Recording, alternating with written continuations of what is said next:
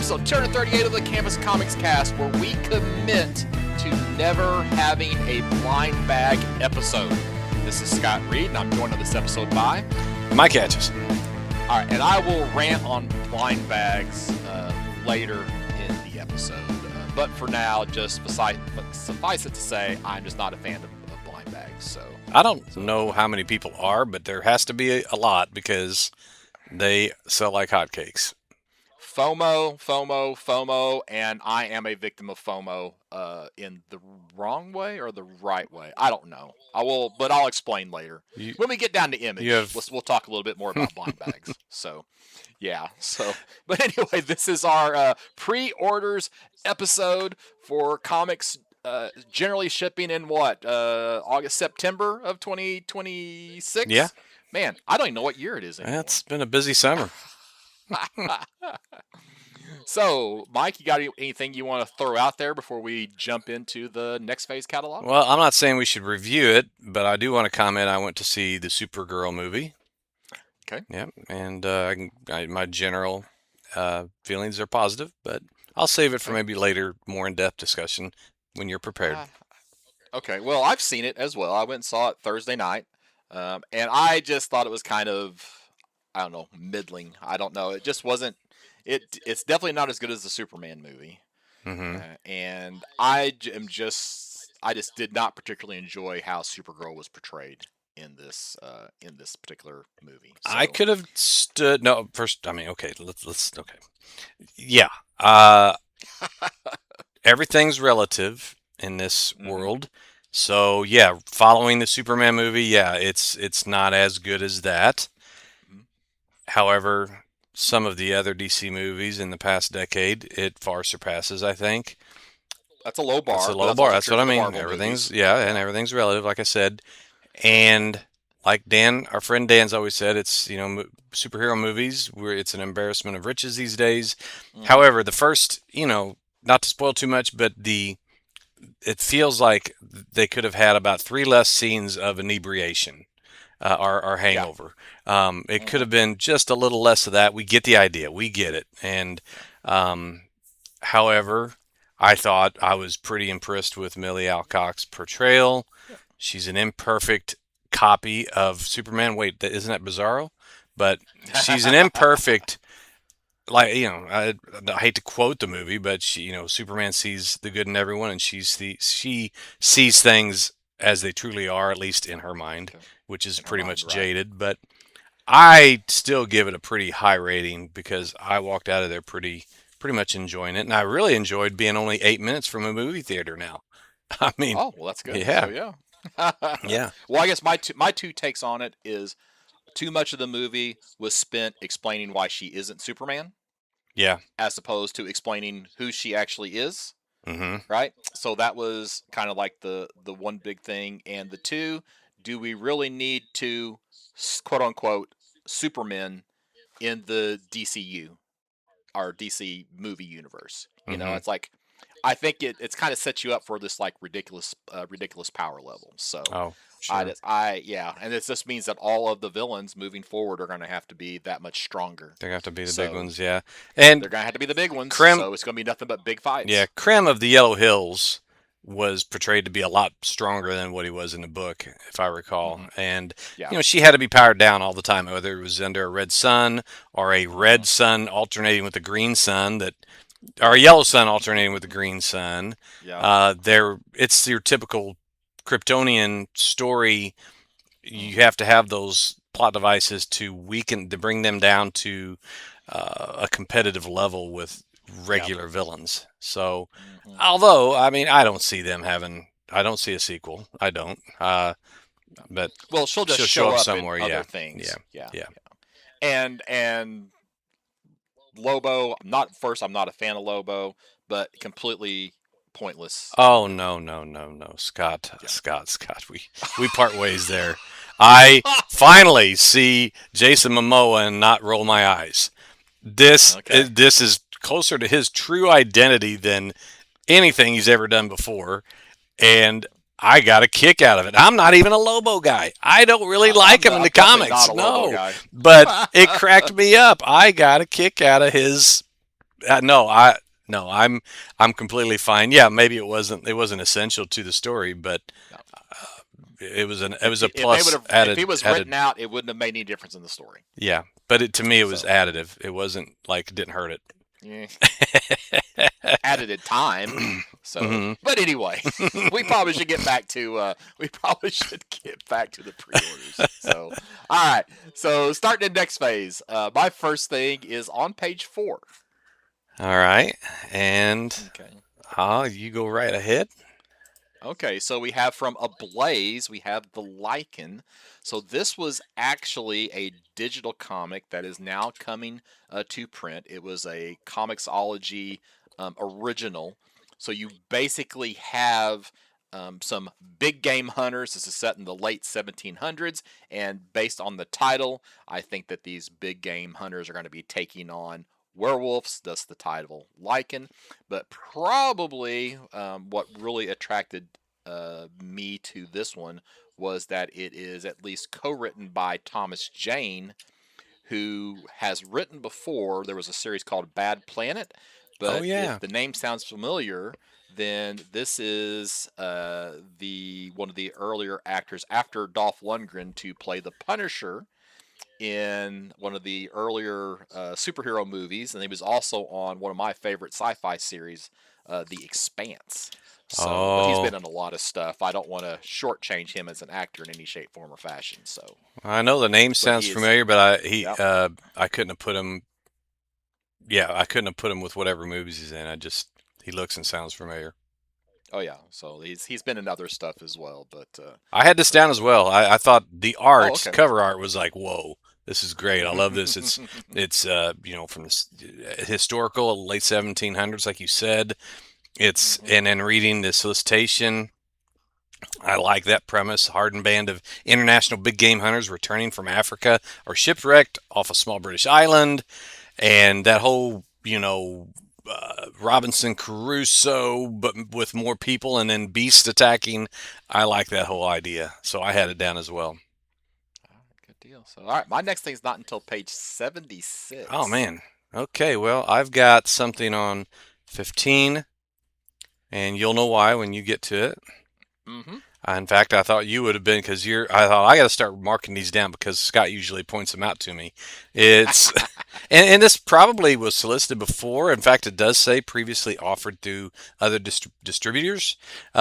Popeye Man Overboard, as some listeners may know, I'm originally from a town of Chester, which is the home of Popeye, where the creator and all of the characters, or most of the characters, were based off of real people. And yeah, this is sort of a washed out watercolor art style. It's the artist is just uh, mononym of Lelis, and written by Antoine Ozanam. I don't know anything about the productive quality of this, but just for the sake of it being a Popeye tale, and it's not just your typical loudmouth Popeye the Sailor Man eating spinach, it might be interesting to Right. read. And then I've got, Well, I figured yeah. I figured you would find it, so that's why I didn't say anything about it. So Okay. You said you're on up until the 70s? 76, yeah. Okay, quickly, I've got page 17 is from a Blaze as well. Blaze seems like their prod, product line's getting deeper. Anyway, this is a trade paperback again, previously distributed or offered. It's called Parliament of Rooks, which obviously has something to do with crows. And it's a Hmm. trade paperback by Abigail Jill Harding, Richard Starkings, and then the artist is also Abigail Jill Harding. I'll be honest. I think I'm recently tuned into anything to do with ravens because I've been on a kick of listening on my Spotify account to poems read, some of the classic ones, and I've listened to The Raven, I bet 50 Hmm. times, and it is crazy good. I never really you just when you read it on paper, it's not the same, but hearing it read out loud was something. But now I'm like anything with a Raven has catches my eye. But yeah, this. Well, apparently, Ablaze must have a deal with Amazon to release these Comixology originals in print form because this is also Oh, a okay. Comixology original that is now coming to print. So it actually collects the 5 issues. So this has not been. So I guess maybe the book itself was available through a different distributor. But this is like its first time in print as opposed to being available digitals. But you could probably read it right now on Amazon Okay. Comixology. Okay. Well, and then I mean, you go on down and see the preview art, and it just looks magnificent. So, I'm I'm definitely going to check that out. So up to you. Oh, so now 76, huh? Yeah. All right, so this is in AWA. This is The Rising. It is a one shot, and what caught my eye, well, the cover kind of caught my eye, but what kept my eye on this page was that it is written by Highlander creator Gregory Wyden. Now, Oh. I couldn't have told you that Gregory Wyden was the creator of Highlander, but I saw Highlander, and that caught my attention. So basically, what you have is this I guess it's a Cold War base, houses ICBMs. It's going to be closed, and for whatever reason, at some point about 40 years ago, there was some type of an accident, and you have a bunch of comatose patients that are now going to be impacted by this base closure. This is in the horror genre, so this is part of their Future of Fear, I guess, stories that are coming out from AWA. But with it being a one shot, being loosely tied to Highlander, not in the storytelling, but just by the creator. Yeah. This definitely is something I'm going to be picking up. And so. Lacey, if that's how it's pronounced, is a fantastic artist as well.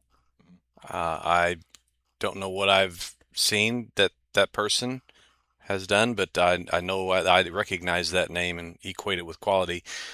I don't know if you've noticed, but there's a lot of horror books coming out, I guess because we're inching up to Halloween, as this is released. So this catalog or these catalogs are full of horror books. I don't know. I mean, I feel like every single month there's something that we mention that is a horror genre comic. In this case, if it's not directly horror, it's a supernatural type of a thing. So it's it's oversized though. Beware. Oh, I didn't notice that. Yeah. So, well, yikes. Okay, 8.5 by. Okay, so it's magazine size. You can manage. Well, this is one I probably just want to read and then move on. Yeah. But it does have a Tim Bradstreet cover who did those awesome Punisher covers for those terrible Garth Ennis Punisher issues. Yeah. So. Yeah. All right, my next thing is not until DC. So 153. I've got one thing under bad idea or worse idea. I for once I thought, man, we're gonna make it without talking about bad idea, but I was mistaken. It's mostly it's not a real recommendation. It's not a real call out or shout out. I just happen to notice that page 83. 83 from Bad Idea. It's a new, I think it's a limited series. It's a la Tony Flex or Fleeks or whatever. Kind of like Stray Cats or whatever, and it's Feral and Stray Dogs. It demands sacrifice, but a lot more horror-y. It's basically animals that can talk, and it sounds very, looking at all of the 16 pages of previews and variant covers, it looks pretty haunting, but I'm not getting it. I didn't like Stray or Feral. I know it's kind of like an ongoing, but I didn't like it like I like Stray Dogs. So I don't know. It just caught my eye that this is very much about along those lines. So if you like that, you might like this. Goats. Just with goats, yeah. Just with goats. Yeah. And it gave me a reason to make fun of the fact that they had 16 pages of variant covers and preview art.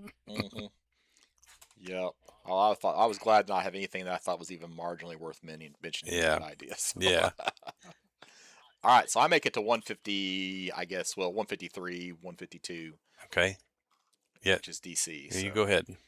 All right. Well, I guess the big thing for DC is we get Next Level. And I think this is the first month we get Next Level solicits, right?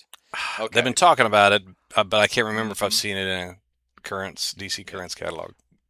Well, either way, we get 3 books. I think it's 3 books this month that are the next level books. So we have Teen Titans #1, we have Legion of Superheroes #1, and we have Doom Patrol #1. So I guess my question to you, Mike, is which one or which of these do you plan to pick up? Or are you just going to be go all in and get all of them? Okay, so Teen Titans 1, I probably wouldn't unless it's the first appearance of any of these characters. I know Fair Play is, I think, uh, the Legacy of Mr. legacy of Mr. Terrific. Terrific, correct? Cheshire Yeah. Cat's been around, but I don't know who Proxy and Wildcard are. So I don't know if this might be their first appearance or not. If it is, maybe I'll pick it up just for that reason. The Legion, absolutely, and I mean, Yes. finally, and I trust Joshua Williamson. I like Hayden Sherman. I I trust Williamson's consistency over was it Brian Michael Brian Bendis? Michael Yeah, Bendis. Yeah. he kind of went in it so flippantly and just uh, on that Oh last wow! See, I iteration. enjoyed his Legion run, but it got cut off before it Yeah, it actually. didn't. Yeah, it's like no, there was no Yeah. commitment. Maybe it wasn't his fault. Maybe just no commitment from the company. But yeah, Well, yeah. there was some other event that kind of railroaded that It off was into what it it was like was. Yeah. night terrors or something stupid. Yeah, I can't remember, Yeah, but it doesn't matter. yeah. This is what we're gonna have But now. we got So. variant cover by Mark Spears for one. Hmm. Oh yeah. Yeah, and it's got a cameo cover by Dan Mora of Michael J. Fox. Yeah. So I'm just very hopeful. And Scott, if you look at the solicit, they talk the big bad in here are deadly enforcers, plural, known as the Persuaders. They keep the populace of the United Planets in check. So, do you know where that name Persuader comes from in Legion lore? I do not. The Persuader was originally one of the Fatal Five, one of the villain groups that opposed the Legion of Superheroes. And I wouldn't have really made the connection necessarily if I hadn't seen the image of the alien being with the big atomic axe looking deal. Okay. And that's exactly what the Persuader of the Fatal Five carried around as his weapon. It could actually cut the atoms. It could cut anything, supposedly. So anyway, I thought that was a neat little you know, Yeah. Easter egg. Okay. And then of course Doom Patrol, and Doom Patrol is also suggested by Michael Cathro, Yep. who I gave about 18 hours notice to people on the Facebook page if they wanted to give us some suggestions. So I don't know why I forgot about that, but hey, just so you know, when it gets close to the start of the month, just pop in a message that says, "Hey." And we're pretty So consistent on getting you. these episodes out. Yeah. So we'll I'm just not consistent about giving heads up on them. So yeah, now Teen Titans written by Kyle Higgins. So if you are a Radiant Black fan, then this is something that you might want to grab. Yeah. I'm with you on Legion of Superheroes. Joshua Williamson. He's also proved that he can stick with a book for a very, very long time. Yeah. A la Flash, right? Mm-hmm. So, and I have, like I said, I was all in when Bendis was on Legion, and then that just kind of dissipated. So I really want to like the Legion, so I'm going to get in here on this Legion. Doom Patrol. Doom Patrol is just that title is just backed into such a corner now. Yeah. Because it always it's stuck now that it has to be weird. You after the Grant Morrison stuff, and then they just end the Max series. Mm-hmm. It's just kind of be out there, and I just don't know if that's what I want.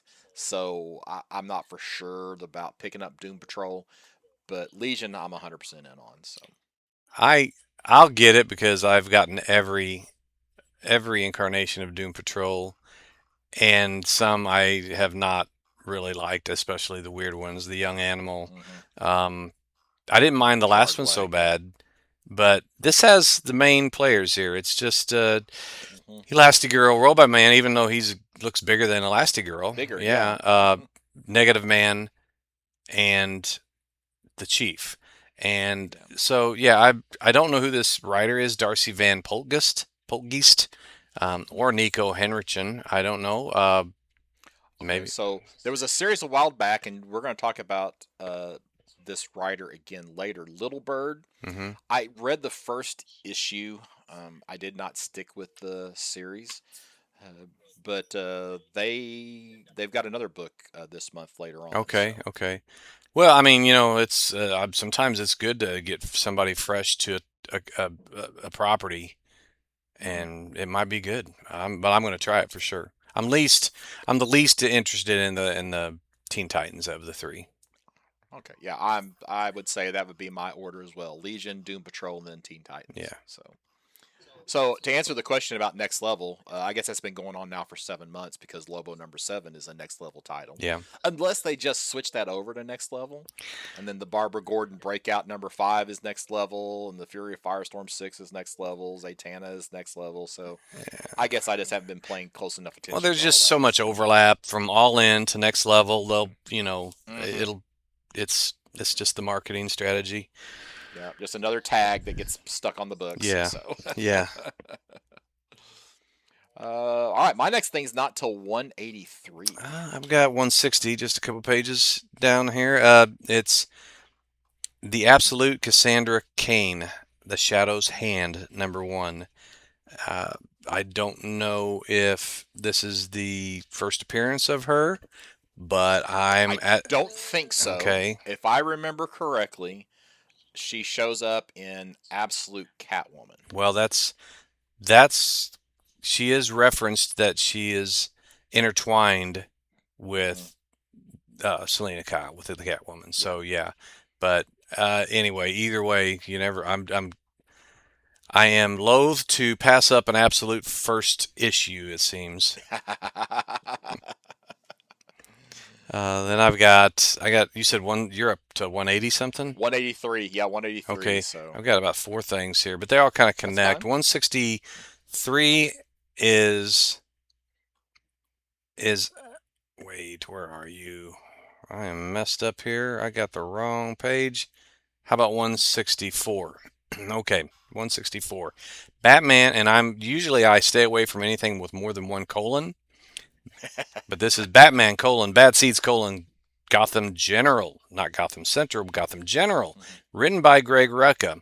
Now, even if this wasn't, and in spite of the fact that it's a tie-in with the Batman Bad Seeds storyline, Hmm. I would get this because it sounds like a hospital emergency room Hmm. setting in Gotham, which makes perfect sense in any Yes. place where you've got rampant super powered people going around fighting all the time. I think that's genius, and only Rucka could make this really, cap it off. And then right below it, you have Gotham Central #1, which is written by Christopher Cantwell, with I'm sure some guiding hand of Rucka, or at least Hmm. inspiration. Also considered a Batman Bad Seeds tie-in, and art and cover by Jacob Phillips, Sean Phillips' son, who has teamed up with Cantwell before. Um, yeah, so I'm gonna get these two, see how I like them, and then on page 176 there is a Green Lantern 39. Whoops, sorry, I just 176. Come here. And I only bring this up because they mentioned Jade, Jade's one of those JSA legacy heroes, the sons and daughters and prodigies of the JSA that really I thought was going to come to the fore at some point, and did to a degree, but then kind of fell back in the background with all the reboots of continuity. And here she's kind of says she found love with Kyle Rayner, or he found love with her, but they did have a relationship before. So I haven't been reading Green Lantern, and I know that Kyle Rayner is sort of the lead right now in that comic.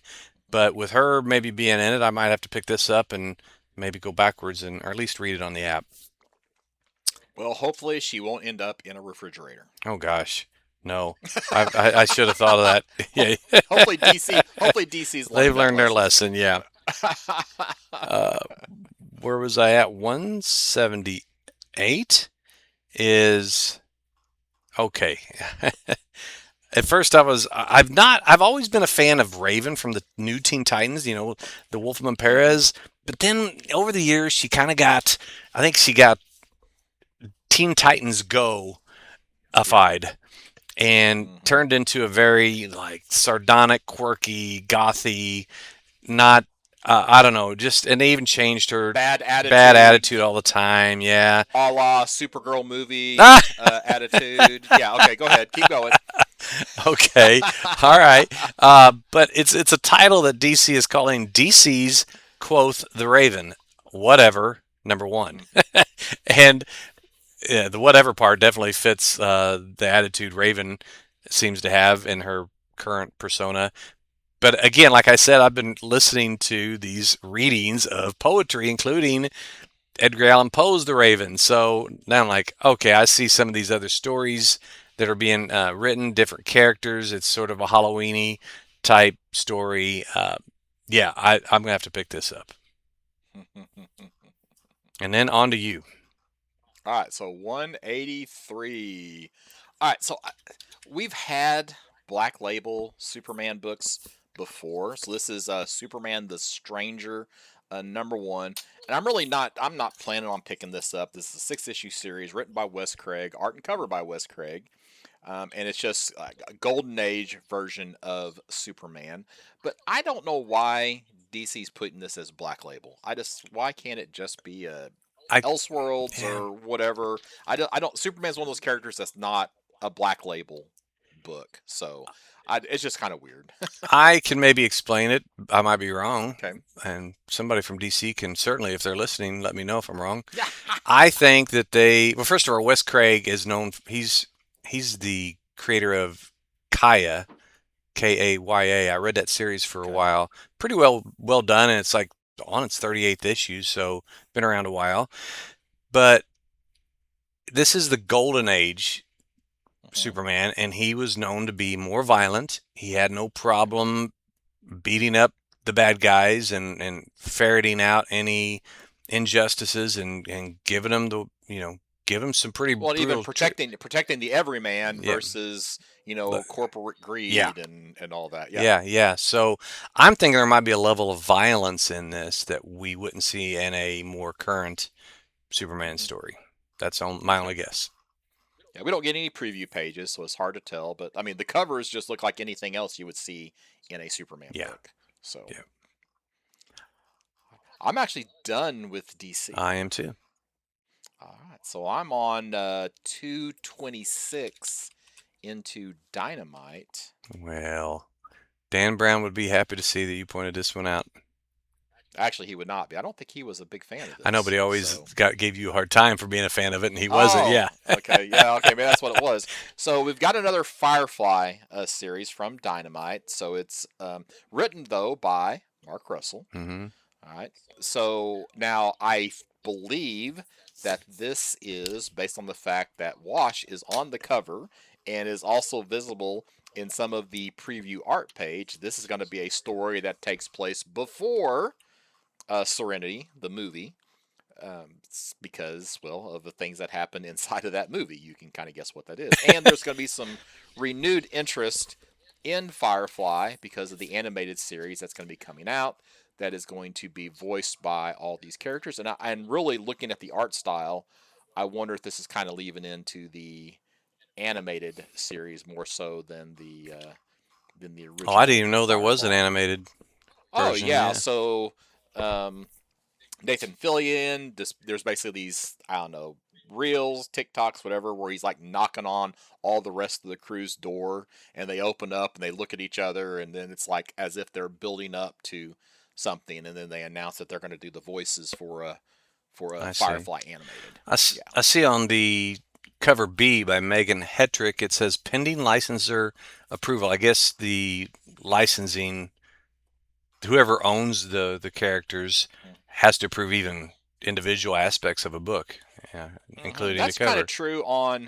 That's kind of true on like any licensed product is you have to go through the licensor. Here's kind of a funny story. So there was a card company called Decipher that had the rights for a Star Trek card game. Hmm. Um, And they had to, every single card, every single image, they had to have Paramount approve the text, approve the image that was used, all kinds of crazy stuff.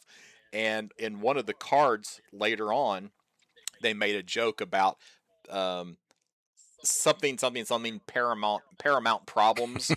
Uh, and yeah, so there's kind of like an in joke about all the licensing hassle they had to go through. So yeah, that's true for like all these companies that do licensing. Yeah. They have to get them in some shape, form, or fashion approved. So Got to make sure that their characters are portrayed in the most flattering way possible. Exactly. So all right, I'm on to 277. It's still you. Oh wow. Okay, so 277. This is from Execution Posse, also known as Keen Spot, but we're getting another Mark Spears book. This is Mark Spears' Graveyard Shift #1. Now, this implies that it's a separate monster universe from the existing Mark Spears monsters. So it comes an all new supernatural action horror universe. So take that for what it's worth. Mark Spears has been seeing some success, and I think he's running with it while he's got his time. So go for it, Mark. But I just wanted to point that out as a new #1. I will not comment on the blind bag though. Okay. But yeah, when you put out a book and sell 700,000 copies because of a blind bag, then that makes you want to do it a second time or a third time in this case. So yeah. All right, I'm not till 370 now. Well, that's where I am. All right. Well, I've been doing the talking, so I'll let you talk about 370. Okay. This is an issue or a book from Image Comics called Crowbound. It's the first issue, and what really made me stop wasn't the description or the art. It was the author, Jeff Lemire.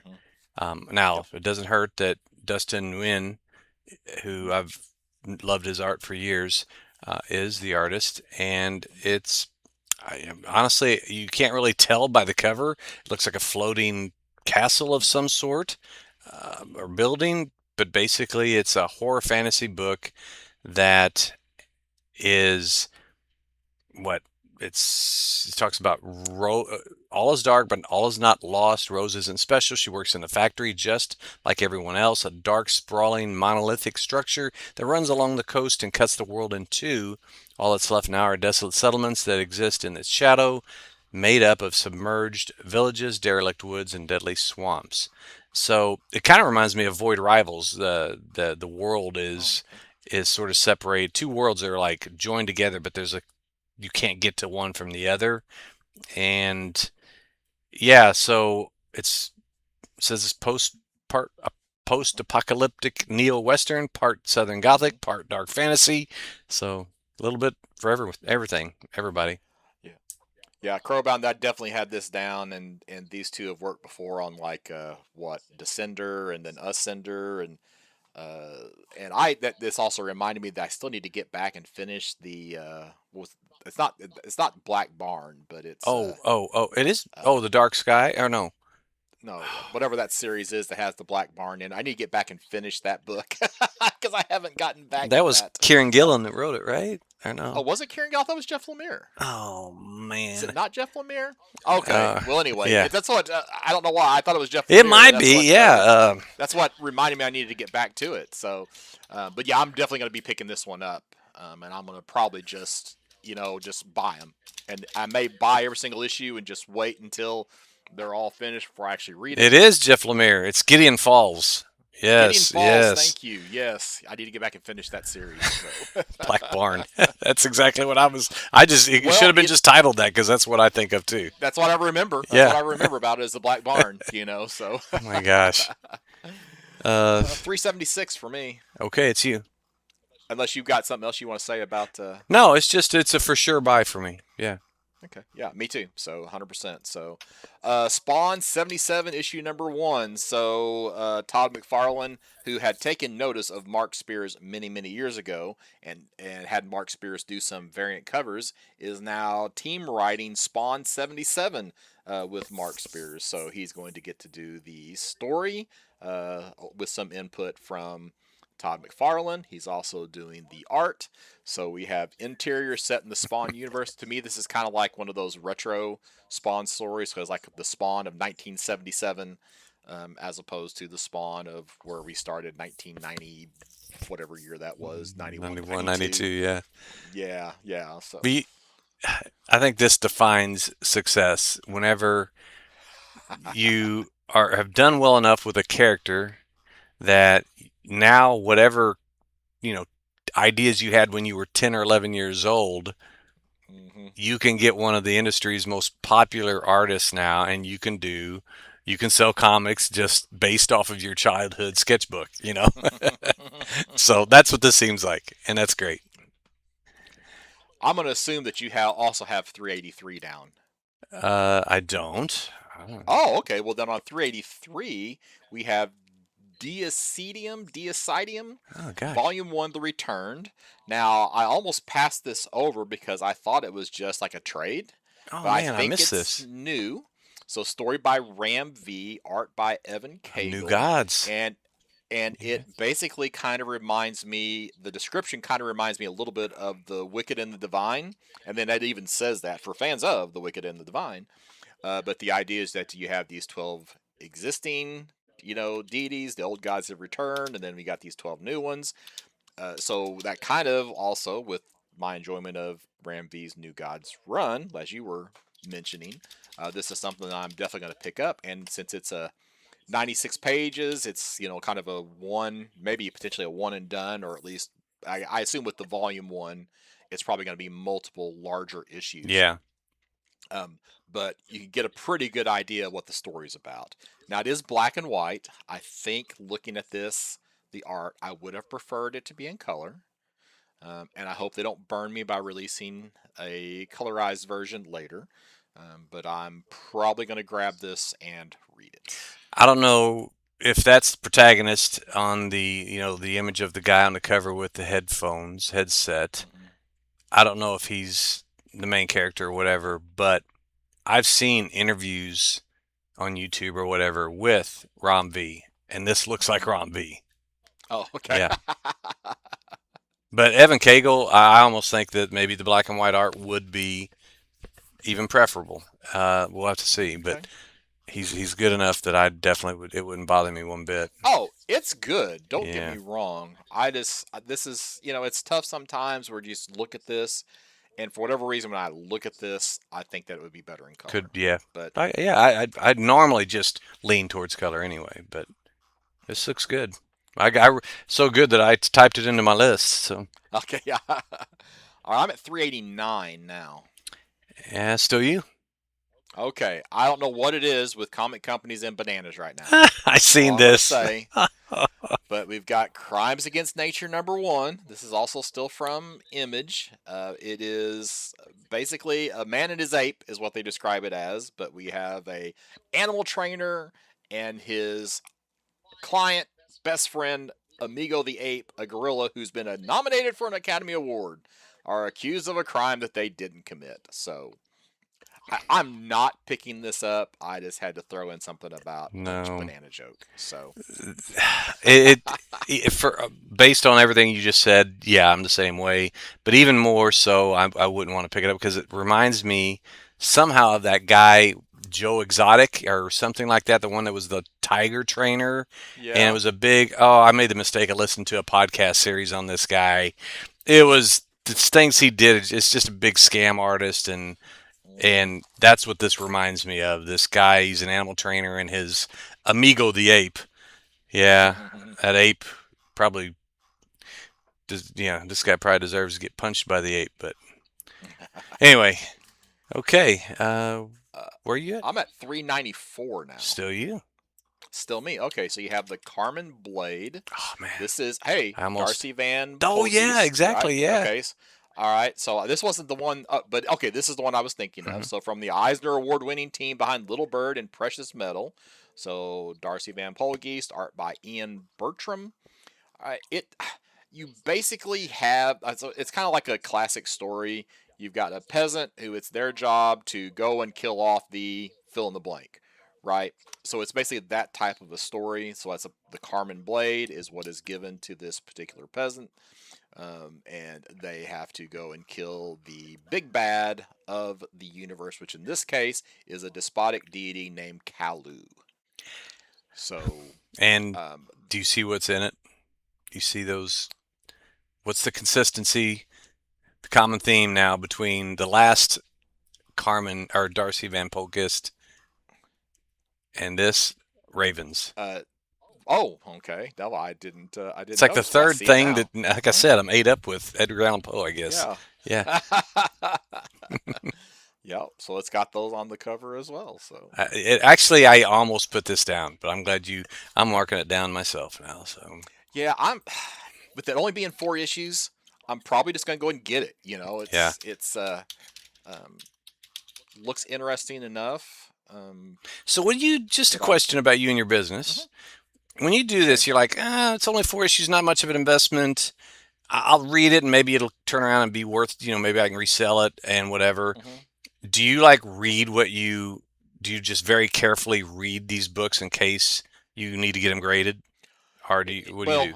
I don't send in a lot of stuff to get graded anymore because for the previous 2 years, graded books just haven't sold for me. Gotcha. Now, though my last 2 shows, there has been a turnaround in the sales of graded books, but it's not for new stuff like this. It's for stuff that's kind of been minor keys, major keys, or significantly older books. But selling new books that are graded is not something I would be more likely just to. I've got a filing cabinet that I bought from former co-host Shad that is just full of books that I have purchased just in the event that something happens with the story. So typically what I do is now this one. I don't know if I'll order like my number right now recently has been 4. If I think there's a chance that something's going to take off, I'll order like 4 copies and just stick them back just in case. And I'll read one of the 4 and then I'll add it to the other 3 in the cabinet. This one, I'm probably just going to order 1 and then just for the story. Unless just whenever I go and place my order, all of a sudden I'm thinking, man, this looks like it could be the next Netflix series or whatever. If I change my mind between now and the actual order date, then that could change. Okay. But yeah, for the most part, if I was buying it to grade it, I would be ordering like 4 copies. Okay. Yep. Gotcha. And I bet you call that file cabinet the what if cabinet. I do not. You should call it the but what that's if. That's a good idea. What if? I call it the cabinet I got from Shad. Okay. Equally good. I'm on 406. Still you. Dang, man. Still me. Okay. All right. So I guess I had a lot of image books this month. Tales of Wonder. This is issue 1 of 5. Now, this is clearly a Stan Lee, Jack Kirby analogy story. So the premise is you have these 2 creators. They had a friendship during World War II. So they are much older now, and they are responsible for all of the major comic book creations. And in fact, it's launching into a movie cinematic universe. And come to find out that all of these characters that they have created are actually real. So they either become real or they were already real. And you even they show some of the dialogue, and it's like, the first page is we have the older guy, but all ideas, characters, and storyline are created by me and me alone. And then you got the 2 interviewing together, and obviously there's a disagreement as far as who created that. We both had the idea at the exact same moment, and he was looking into each other's eyes when it hit us. So it's like there's a shared creation. The Stan Lee analogies wearing a wig, the Jack Kirby analogies in a wheelchair. It's just all this fighting that's going on between the 2. So, and is Jack? I don't think I'm going to get it. Oh yeah. Yeah, go ahead. I'm just gonna say, is that a cigar that the Jack Kirby character has got in his hand? I'm having to scroll through and look in the. Or is that a pencil? Yeah, or a pencil. Maybe I think it's a pencil. Okay, all right. I think it's definitely a pencil Okay. because he got penciled pages in his lap. All right. So yeah, definitely a pencil there. But so yeah, I don't know if I'm gonna get this, but I just thought it was worth mentioning Yeah, because Tales of Wonder 5-issue series coming out from it's Image. definitely spot on. Yeah. And then the next book is, did you have that Texas Blood, Helicopter Yeah, to Allison yeah, Ranch number I one? Did you did. have that Yep. down? All right, well, I'll let you talk about it. Okay, so I read the original That Texas Blood by the same creative team, Chris Condon and Jacob Phillips, and this is the sequel, I guess. It actually the yeah. I'm trying to see how many issues it might be. I think the first one was maybe 6 issues, but it's just another Western, and we've been doing a lot of Western.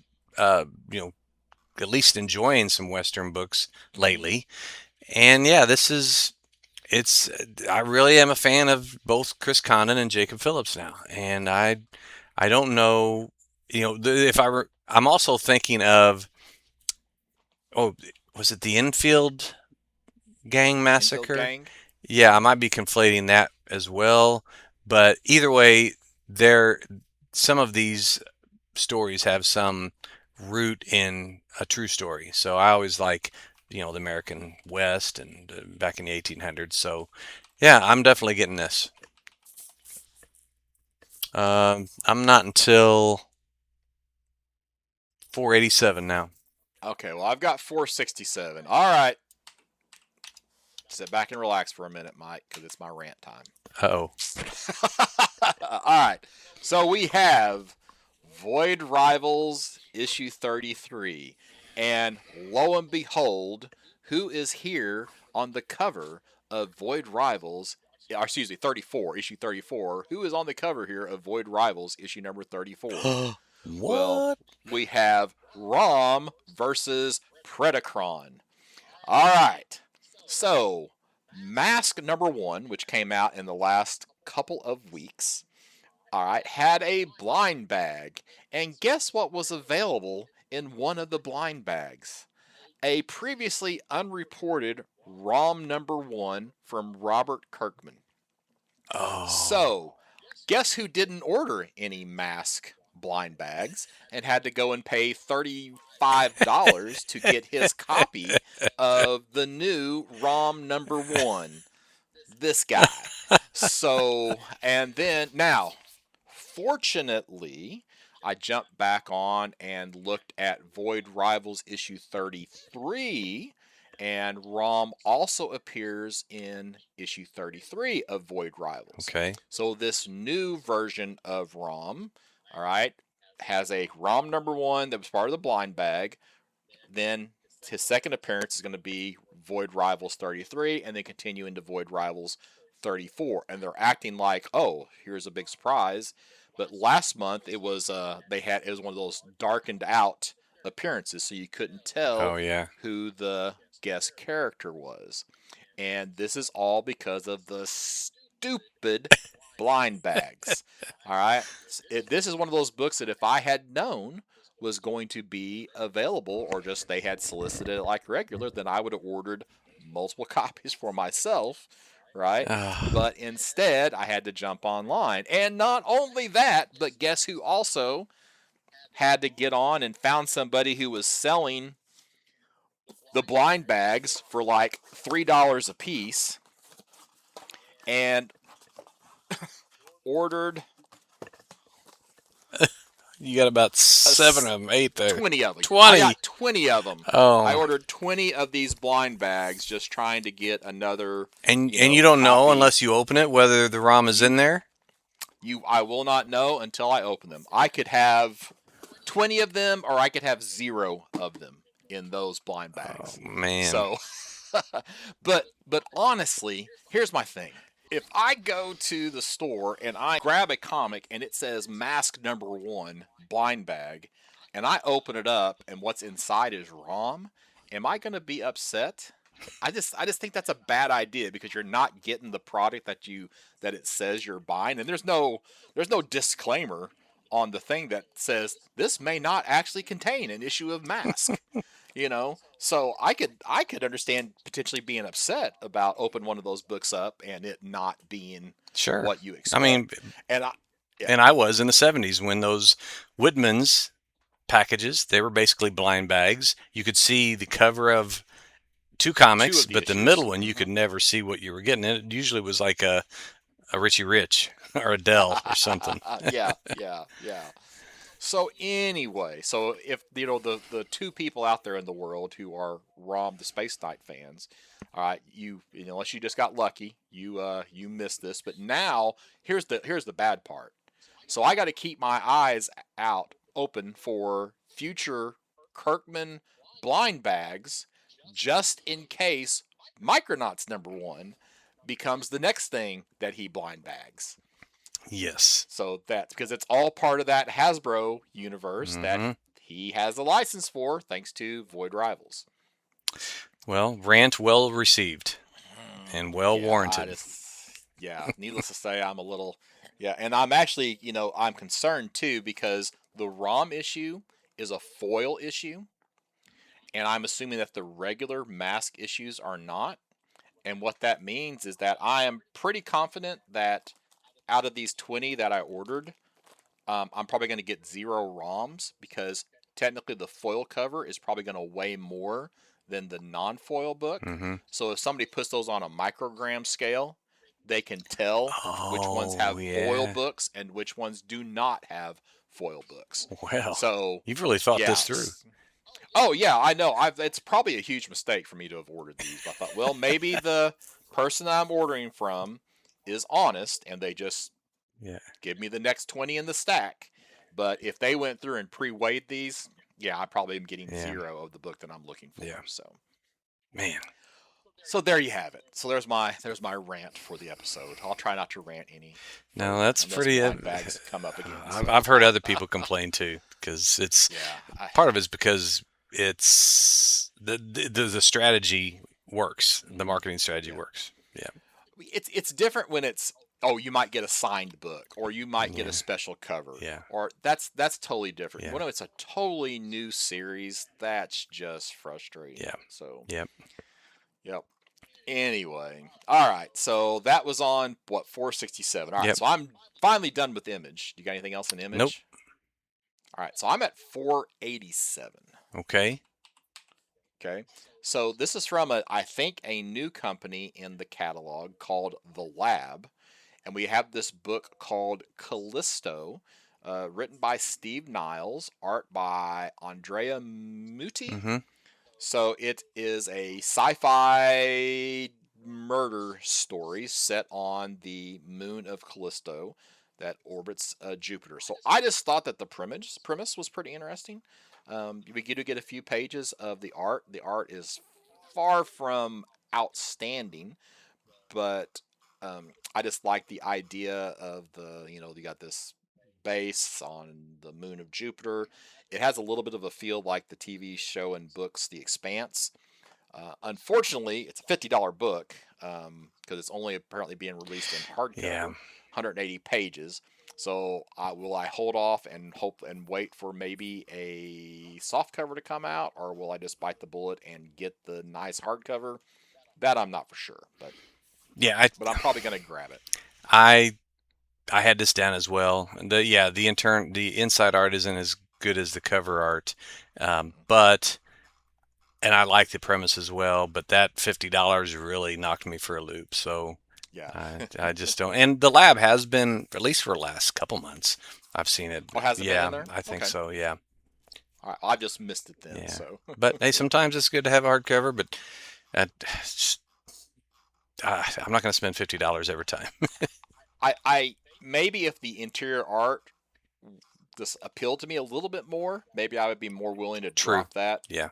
And it's not that it's bad. It's just it's not. I don't know. I could expect to see something a little bit better. Yeah. So. Yeah. All right, I'm up to 495. I have that as well. Well, I'm gonna let you talk about this one. Yeah, this is from Mad Cave Studios and brought to you by Kyle Higgins again and artist Val Rodriguez. And it's Escape from New York, Escape from Chicago. Now, I don't know if there were sequels to the movie or to any other, presentation of this story. There was an Escape from L.A. Oh, that's right. That's right. Yeah, was Kurt Russell in it as well? I think so. Yeah. Well, it's a very Kurt Russell looking character on the cover, and I love Escape from New York. Me I too. love Kurt Russell as an actor, and I am getting it simply for that reason. It's number one, so I'm not sure how many issues it'll be, but I definitely am going to get it. Now, there has been an Escape from New York comic book in the past, Okay. just not done by Mad Cave. All right. But all I have to say is, Snake Plissken, I thought you were dead. You're going to make me laugh into a cough. All right. 497. We have Sunder #1. This is from Pierre Alexandre Comtois, who does the art and the writing. And this looks like I don't know, what if Sweet Tooth had a more cosmic feel to it? Yeah. Because you have this little goat-looking orphan. Of course, it's anthropomorphic, which is kind of a downstep for me. But he's not allowed to leave this library that he kind of watches over. So it's kind of a magical sci-fi adventure type of a story. So here you have Sunder #1 from Mad Cave. And you muted yourself, I guess, for your cough. I just didn't unmute. Yeah, I think it looks interesting as well. Yeah. All right. 499. Did you have down this one? I did. Okay. Well, I'll let you go ahead. Yeah. Well, this is also from Mad Cave. It is a charity comic for indigenous rights, and it's titled "You Are on Native Land," and it's comprised of 104 pages of stories written by indigenous creators and art by indigenous creators, and includes a reprint of Tribal Force #1. And it says the winner of the 2025 Clampett Humanitarian Award with the book L.A. Strong, publisher Mad Cave Studios continues its commitment to giving back with its third fundraiser anthology. So it's a worthy effort, and I will buy that for that reason. And hopefully be added, and still, the art looks good, at least in the presentation or the preview pages. Yeah. Well, you have multiple artists, because one of the artists that's listed in the solicit that doesn't get a artist credit up in the top is Maria Wolf. So she has a very cool art style. And I got to meet her at Cape Girardeau a couple of years ago. Okay. Whenever she was there, so I think maybe you pointed her out to me, and I talked to her a bit. Yeah. She's done some covers. She did a Godzilla cover since then, and there has been some Echo covers, and Kahori, whenever she had her first comic book appearance for Marvel, she did some covers for that as well. So gotcha. I hope there's a full story of some of her art as opposed to just like a cover or a splash page. Yeah, is what I'm actually hoping for. Yeah. 501. We have Havana Split Volume 1. Now, I'm looking at this, and it's hard to... I wish this said if it was actually a trade of the first certain number of issues, but I can't decide if it's new story or if this is something that's been in a previous catalog that I just don't remember. Mm-hmm. So you've got Cuba, 1958. Lily is reunited with her father, the owner of a seedy detective agency in Havana. That sounds pretty interesting to me, but again, is this a trade? Is this a new one? And it's like I almost skipped over that Diacetyum, that Ram V book. It said Volume 1, so I thought, oh, well, this has been previously solicited, but no, it's a new book. I don't know if this is a new one or not. So well, it does. It doesn't say OGN. It does say trade paperback. So maybe it is from. But they could be. Maybe I just missed it. Yeah, I mean, I'd have to look it up.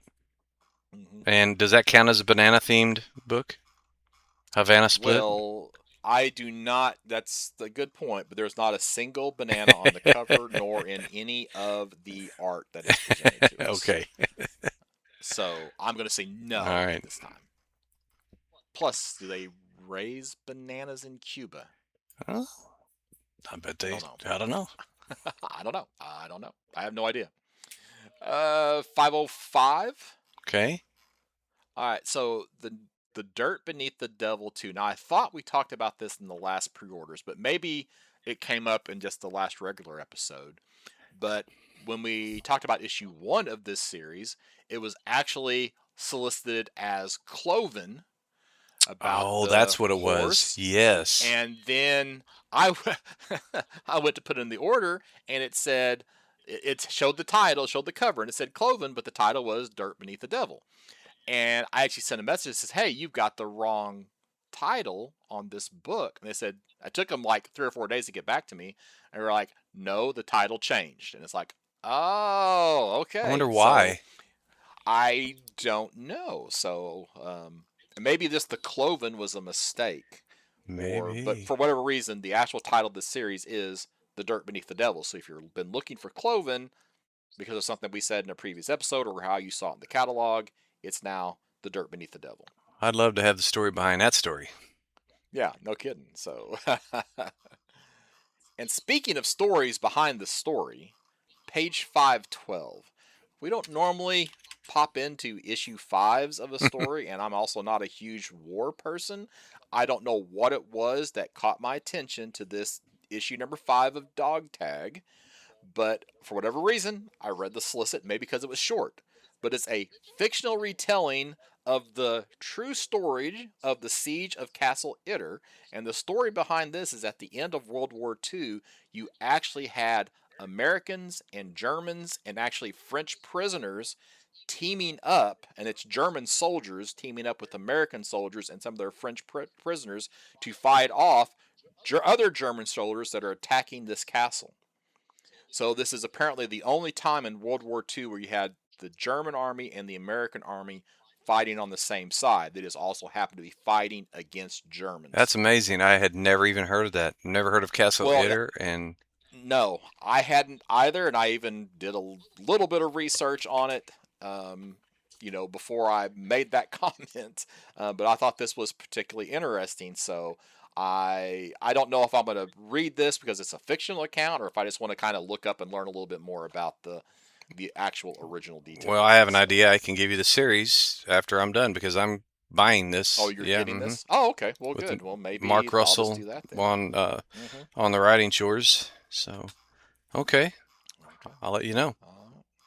Yeah, definitely do that. So, I didn't put my next page number down, but it's somewhere before 576. It's so still you. I'm 587. Okay. Well, I'm scrolling, trying to find AMP, which is part of the Massive Indies. And, oh, goodness. Okay, here we go. Massive. I'm almost there. I'm in Inside Editions. Okay. Massive is a pretty big section. Yeah. And let me do mine while you're looking. How about that? I'm also in Massive Indies, and it's a Devil's Due Studios production. It's a new series called Run from the Sun, and it's a vampire story, and it's basically Charles Soule in a testimonial says, despite the vampires, this book very much does not suck. So so it's basically you have this vampire stranded on a sun-scorched tropical island to survive the deadly daylight and the armed men hunting her. She must embrace her dark side and break the one rule that she's kept her human for over a century. I wrote this down before I scrolled further and realized that Devil's Due is known more for its racy stuff, and I'm like, okay, I didn't even see the rated M on this, but I wrote it down, so I'm saying it. We'll see if I actually get it. Well, I had it down as well just because it was a slightly different, take on like a vampire story. Yeah. Instead of the vampires being the bad guys, the vampires are, I guess that's the main protagonist of the story. Yeah. Yeah, and it's a one shot if I remember correctly. Okay. So it's like you try it, and if you either like it or you don't like it. So. Well, it says all new series, so I don't know. Oh, does it say all new series? Oh, okay. All right. Well, then my mistake. I don't know. Back on 567, unless you had something else to say. Nope. Okay. Okay. I don't know. Some things are just going absurd. So this is from AMP Comics. Pancho Villa Monster Hunter. Lord. So we combine Mexican revolutionaries with Cthulhu. It kind of reminds me of what Abraham Lincoln, Vampire Killer, and some of those other ones, Pride, Prejudice, and Who Zombies. is Where you have these. who is the woman that rescued all the slaves? Uh, uh, Oh, Bi- uh, she was all. Beach. She Oh, also had Harriet Tubman. Harriet Harriet Tubman. Tubman Thank you. monster or Gosh. vampire killer or something like that. Yeah. I remember Yeah. buying that issue. Yeah. So you have yet another one of those. And then on 576 from let's see, Battle Quest Comics. I've not heard of this game, but it's a Summoner Wars. It's a tabletop game, and if you're going to buy this book, be sure you get the B cover because it actually comes with an exclusive playing card for Summoner Wars, and it's not part of the A cover, so be sure you get the B if you. Oh, and it's $2 more, which is probably why it's included in the B Oh, cover yeah. because the A cover is $4.99 and the B cover is $6.99. So decide if that card is worth $2 to you, and if it is, then be sure you get the B cover of that. All right, so I'm up to 790. Okay, still you. Still, oh Oh really? no, Wow. no, I Okay. missed one. Oh my gosh. Okay. Okay, I missed two. That was on the other page. Okay, page 621.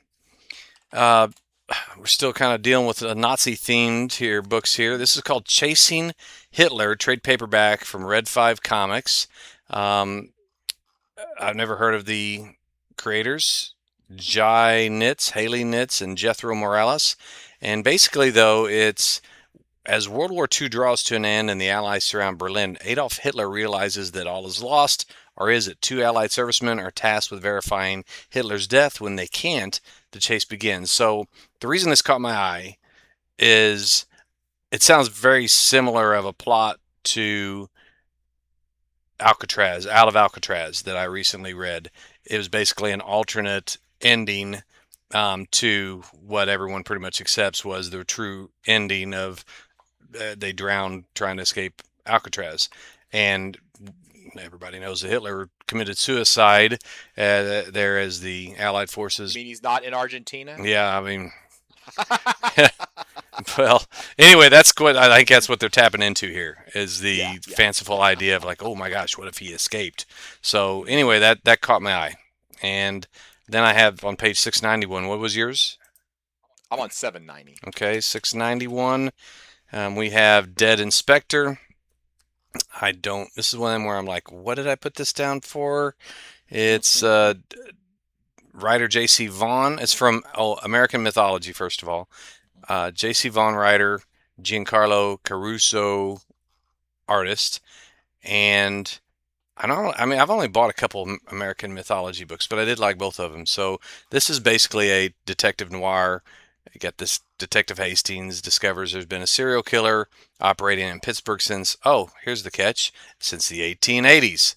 Sure, it sounds crazy. Anyway, I don't know that I'm going to get it. I think mostly I picked it up because, it caught my attention because it was American Mythology. And yeah, so. It's only 2 issues. And it's only 2 issues, true. So yeah, maybe. Yeah, so Maybe I'll throw a couple bucks their way. All right, 790. Or you still got anything else? 7:30. Man, I'm making up for lost time here. Yeah, no problem. Okay, here's one I'm looking forward to. I think it's from Prana Publishers / Source Point Press, and it's 5 Bullets, 6 Men, written by Todd Black, art by Alex Garcia, and it is very much a noir story. It's a city known for crime, or in a city known for crime, a crime will once more reshape the city. And basically 5 men, all rulers of the mafia, are found dead in a crowded room and no one knows who did it. Now a dedicated detective must find the truth and unravel the mystery of the sixth man's identity and motivation. I like that idea. I then look and see it's black and white.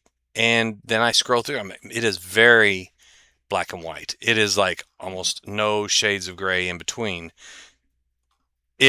But I'm still going to get it, I think. I don't know. It's something interests me about this silhouette style. It reminds me of some of those Dick Tracy issues that came out with a little bit more of the yellow, but of course, yeah. I don't know. I might get the first issue and go, man, I'm tired of looking at this. So we'll see. But yeah, that's it. How I'm still at 790. It's you then. Okay, all right. So from Recca Publishing, we have issue 17 of The Future Is.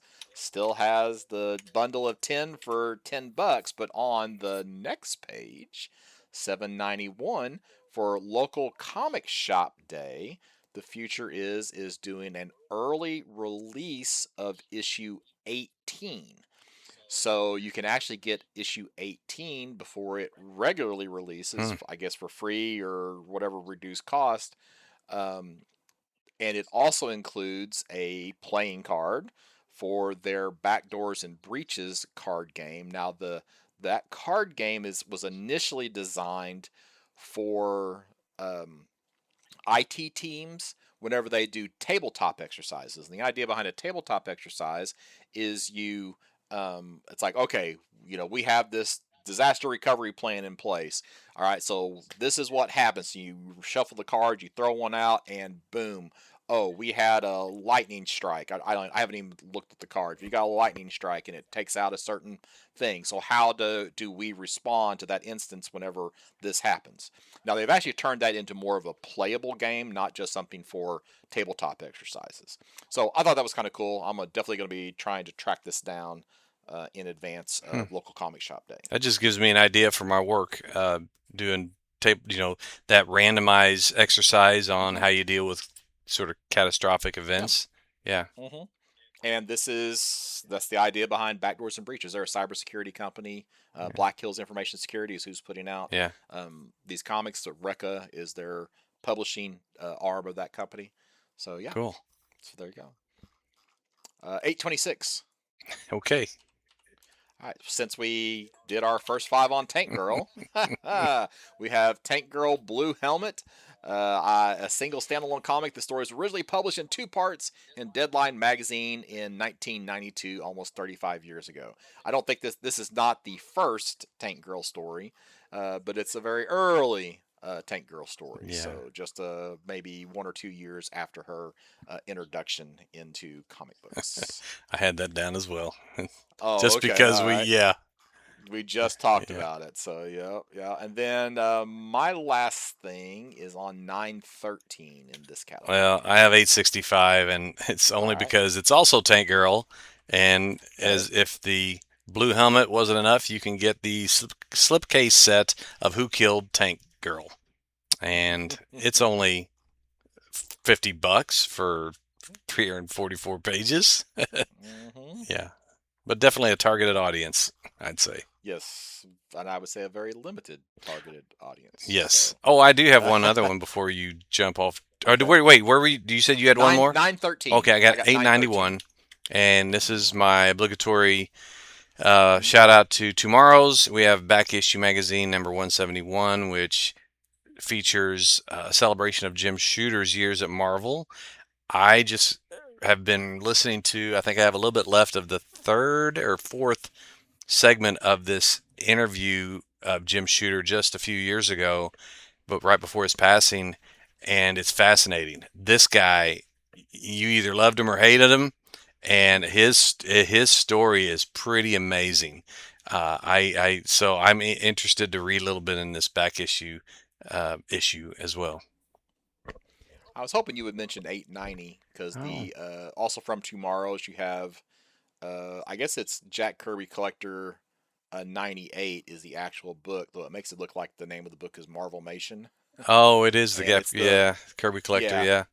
But it's like the later years of Kirby, so from 76 to 94, where we got things like Captain Victory and Silver Star and Destroyer Duck and his a little bit of return to DC with superpowers and Hunger Dogs. Yep.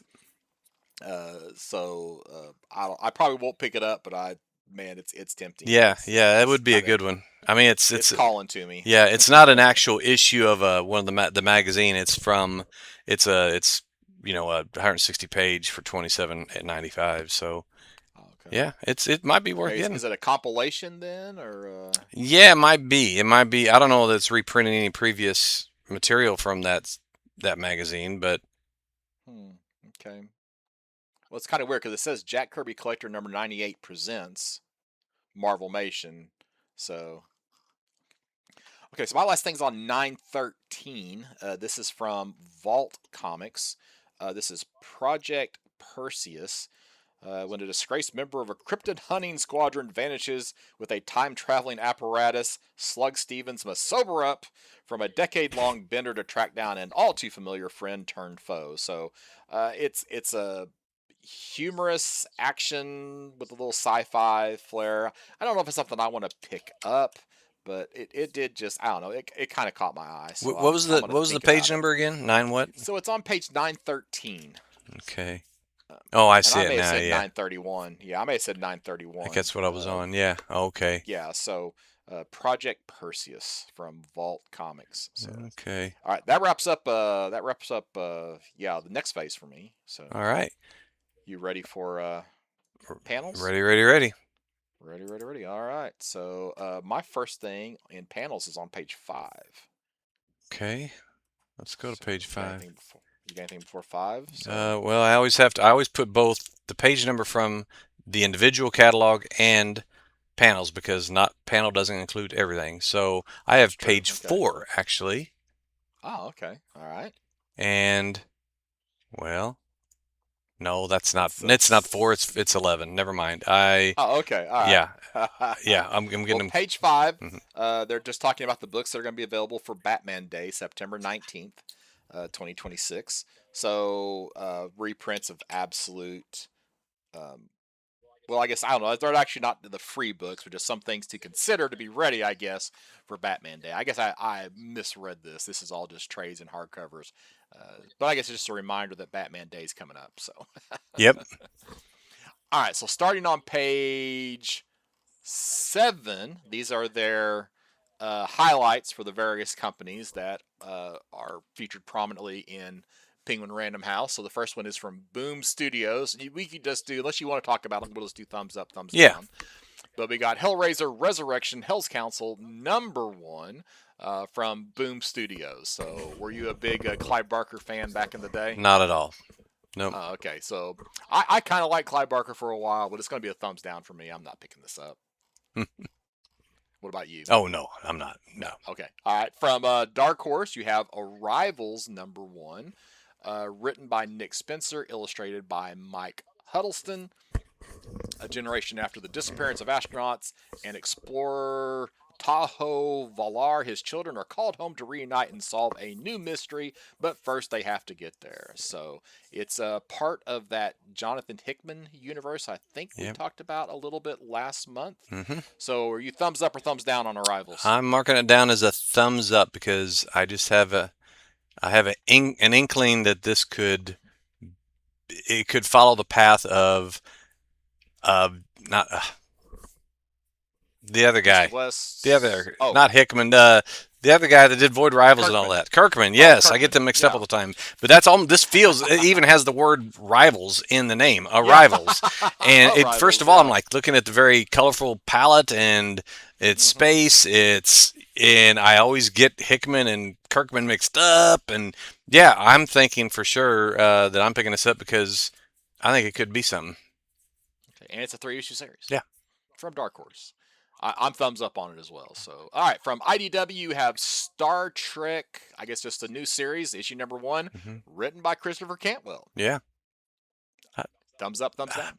Down. It's just another property I don't need to try to get interested in. Cantwell makes me almost want to pull the trigger on it, but I don't want to. Star Trek is a consumption on TV, not for comics for me. Yeah. So. All right, from Ignition Press, you have Folk of Dooney Hollow #1, written by Jeremy Hahn, illustrated by Alex Lenz. A new and horrifying tale from Jeremy Hahn, the creator of Murder Podcast and co-creator of The Beauty, set in the Ozark Mountains. You thumbs up or thumbs down? I'm teetering here. Oh, heck, why not? I'll get it. Thumbs up. All right, I'm also going to go thumbs up on the Folk of Dooney Hollow, just because it's an Ignition Press. I think Jeremy Hahn's been saving some of his better stuff for his imprint. Yep. So we'll see how this goes. It's Ozark. I mean, we're practically in the Ozarks. Pretty doggone close. So All right, from Marvel, we have Avengers #1, written by Chip Zdarsky. In the wake of Armageddon, a new team assembles. So, you thumbs up or thumbs down on Avengers #1? Two thumbs up. I Okay. seen this before I even seen it in the. I was looking at the Marvel catalog and I seen it before I seen it in the panels, and I thought, that I like that team composition there.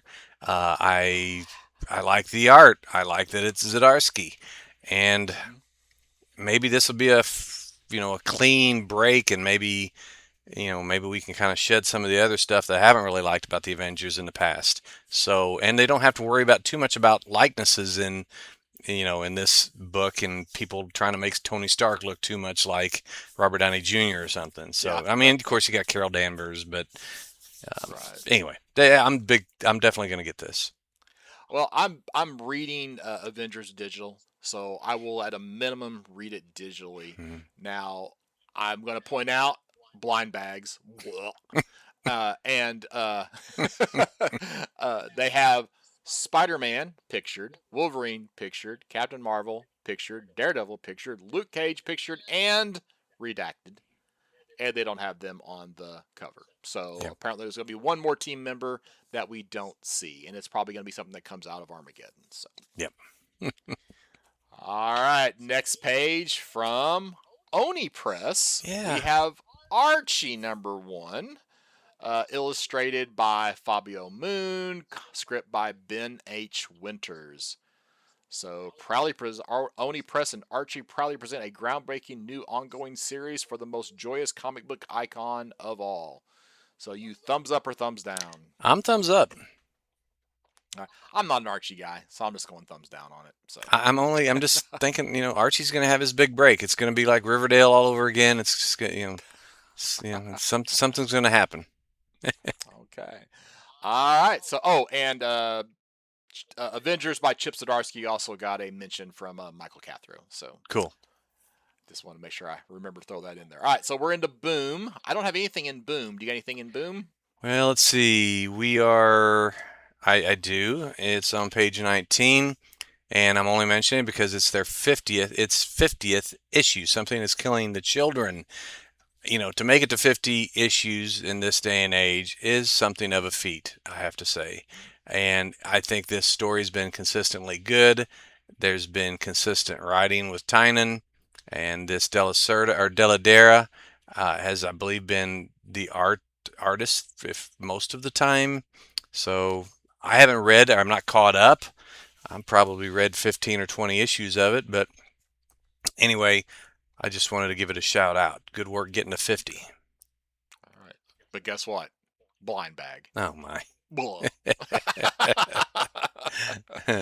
right, anything else from Boom? No, All right, what about Dark Horse? You got anything in Dark Horse? I do, but I've already All mentioned right. it. Oh, Or okay. we already talked about it. Arrivals. Yep. Oh, Yep. okay, good deal. All right. So, what about IDW? You got anything from I IDW? do not. All right, I do not either. All right, Ignition Press.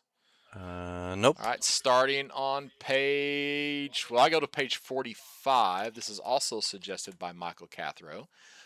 So this is in addition to the one we mentioned earlier by Jeremy Hahn. This is Dinner Date, issue #1. Comic script by Joanne Sterer, illustrated by Carrie Randolph. Modern dating is rough. No one likes being on the apps, but it's not much easier meeting people IRL in real life, especially when they might turn you into a vampire without warning. So it's a comedic rom com with vampires. Dinner date #1. So I'll probably give that a shot and see how that goes. I'm learning all the time about what IRL means in real life. I don't think I've heard that. All right, on to Marvel. Yeah. All right, so my first thing is on page 63. Okay. You got anything that you know of before Well, 63 you want to mention? no, but I have a couple question marks because they're in the Marvel catalog and not in the panels. All right, So okay. All right, well, I've got a couple too that I either missed or whatever. So we have Marvel Gold 76 #1. This is script by Stephanie Phillips, oh, illustrated by Madabek Musabekov, And basically, the idea is that Thanos hires Bullseye to assassinate Jack of Hearts, Nova, and Star Lord. And I assume the 76 is because they go back to 1976, which is kind of when those characters kind of are around the time period of those characters getting their start. It's a kind of an odd concept. I don't think I'm gonna buy it, but I will probably keep an eye out for it digital, and just give it a shot there. Yeah. All right. So, what else you got, Marvel? You want to mention? Well, going by the panels catalog on page 74, we have the Spider-Woman 50th anniversary special, number 1. I'm only bringing it up because I like this character. I like the design ever since I randomly bought a Marvel comic, which was kind of rare for me back in the late 70s, early 80s when her first issue came out. I bought it off the rack. And yeah, it was all because of the design, and I like the character as well. So it's happy 50th to Spider-Woman as well. Jessica Drew. I'm going to jump back to page 68. You have Punisher number 8. And I'm really not talking about this for Punisher number 8. It's got a Deadpool appearance. Yeah.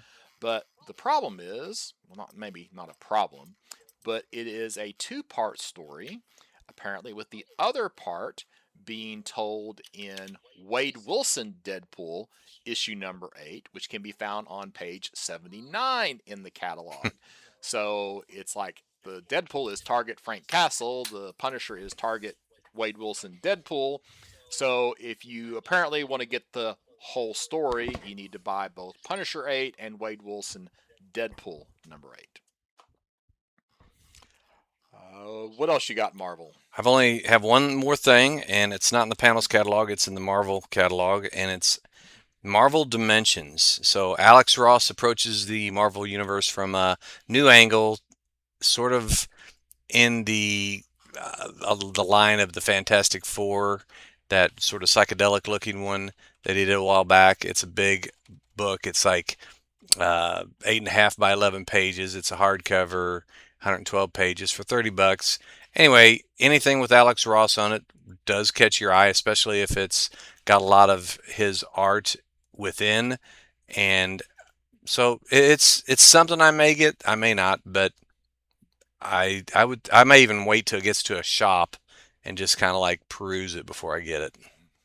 Take a peek. Yeah. Take a peek. Yeah. Of course, it'll probably be sealed because it looks like it comes with a bonus 32-page comic book. Oh, brother. So you Okay. probably won't be able to flip it open, okay. Unfortunately, because they're worried about people walking off with an extra comic. Yeah. So, all right, I'm finished with panels. You got anything else for panels? No, I'm all good. No? Okay. Well, you wanna throw out a well, what are you looking forward to? I think we may have the same answer for this one. Is yours the Legion? I think I'm going to go with Legion of Superheroes. Yep, so, yeah, I'm kind of looking forward to trying to get into Legion again. Yep, that's mine as well. Although there's other candidates out there. Okay. You got any investment picks? Anything you think would be worth picking up? I actually have a couple, and one was probably I'm taking the asterisk away because the absolute Cassandra Cain has already appeared. So goodbye. Mm-hmm. Teen Titans number 1, again with the qualifier if any of those heroes mentioned, if it's a first appearance. So that's a maybe. And then there was the Robert, not Kirkman, see I'm doing it, Jonathan Hickman Arrivals. Okay. Because I just feel like that's going to be a whole new universe. It may not match Kirkman's Void Rival stuff with all the licensed property with it, but I think it'll get some ground too, or gain some ground. Okay. Yeah, I'm not feeling super strong about anything as an investment pick. Maybe Crowbound by Lemire and Dustin Nguyen. I mean, he's due to get something else, get optioned, and is Crowbound the book that it's going to happen on? I'm not for sure. I feel like its production cost would maybe be a little bit high for somebody to want to take a chance on. Yeah, that would probably be my pick. I guess I need to look in to see how big of a game Summoner Wars is, because it might be worth it to pick up the B cover just to get the trading card. Oh, right. That sometimes can happen, but again, that depends on they've given away trading cards in comics before, and most of the time they're commons. So, Yeah. but that says it's an exclusive, so that makes me wonder if maybe that would be something. So, I'll just stick with those two for now. And like I said, I don't feel particularly strong about either one of them. Okay, I'm gonna drop a link here into the chat, which I meant to do earlier, Mike, where we can go and take a look at the top 50 Oh, yeah. for May, right? So this is top 50 comics for May of 2026. This is a sample of 225 stores. So it's not a complete, but it basically covers the time period from May 3rd to May 30th. So, first thing that I'll point out is after a brief decline from the number one spot, Absolute Batman is back at number one with issue number 20. And kind of surprising to me is Absolute Green Arrow takes the number two spot, which was that series that we kind of, it's the, it implies that Oliver Queen has been killed, and that there's some other Green Arrow killer out there. But then we only have, once again, two Marvel books in the top 10, which is Daredevil 2 and Amazing Spider-Man number 28. So, Mike, what are some things that are jumping out to you about the top 50? Well, I agree that the Absolute Green Arrow, I don't know that I could have predicted that, except they have been hyping it quite a bit. Absolute Martian Manhunter getting up into the number 6 spot. Yeah, That's that's interesting, crazy. yeah. That's the next to the last issue, right? I think I don't remember. Okay. Yeah. I mean, these are Okay. these are all absolutes. They're just kicking butt over main Mm-hmm. universe stuff. And Yep. I'm only really comparing it to other DC stuff. So not to mention, Yeah. some big Marvel stuff too. It's outdoing the Marvel DC Spider-Man Superman one shot. That's the Well, only. that's the current printing, which Oh, but that's true. Yeah. been out like 2 or 3 months That's right. before. That's right. But yeah, but still, it's outdoing some like Uncanny X-Men, which was always a bellwether book. It's not anymore, obviously. Yeah. Um, so and Absolute Batman is outselling Batman. Absolute Superman's outselling Superman. Absolute Green Arrow's outselling Green Arrow. I'll. So Yeah. it's crazy there. I'll be interested to see how the Marvel Midnight stuff ranks in a couple months when it comes out. I forgot it was Okay. some sort of. It reminded me of Absolute Universe. Ah, okay. So. But they've kind of got. I mean, Ultimates was really kind of the Marvel Absolute. Right. Right. Yeah. And Ultimate Endgame, I guess, is the highest Ultimate book, and it's at number 13.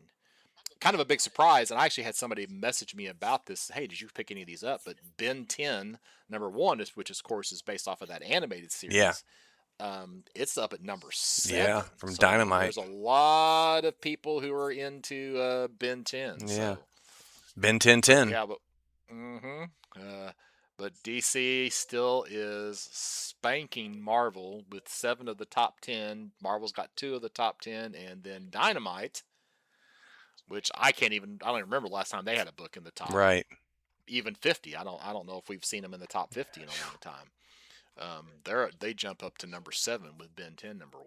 She Spawn number 27. Oh yeah, well but that's Gail Simone. Yeah. So Right. I can You see could see that, that. Yeah. kind of being up there. It is a little surprising. Dork is still in the top Yeah. 50. Seen it. Yeah. So yeah, so it's just lots of stuff, and Marvel's kind of they got the last, well, let's see, out of the bottom 10, 1 2 3 4 5 6, they got 6 of the last 10, so 41 through 50. Yeah. So they're still in there, but man, they're just getting their clocks Mm. clean by DC. So Hmm. all right, well, I don't know, anything else you want to mention here in the top 50?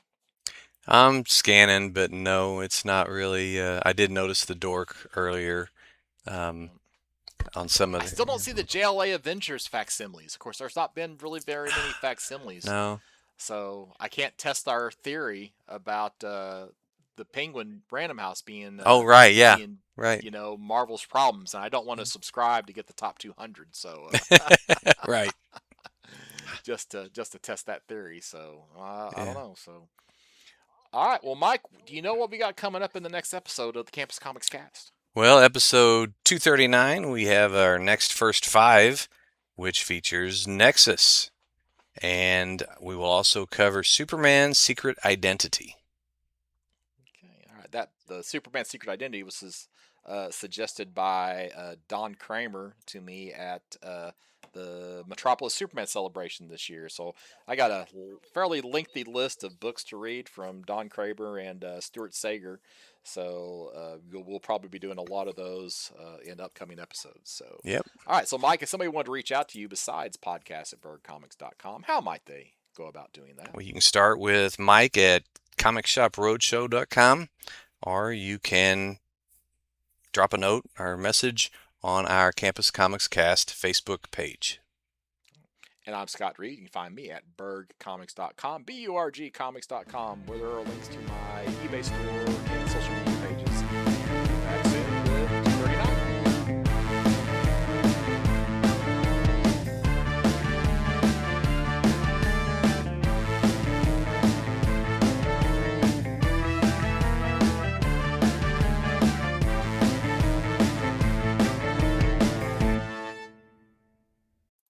Get into that one. Oh, here it is. I got a flyer here. It says July 26th is the next one.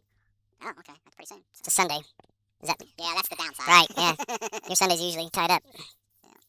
So, okay. Man, I got way too many tabs. Is it only Sundays? Apparently, yeah. I guess it is. Maybe that's why I've never done it before. Yeah. But, I can't. Yeah, do you go to church on Saturday? Can you go to church on Saturday? No. No. So, alright, let's see here. So you gotta be a Catholic, yeah? Just let you go anytime. Yeah, I convert to Catholicism. Why'd you convert? Almost like I do comic shows.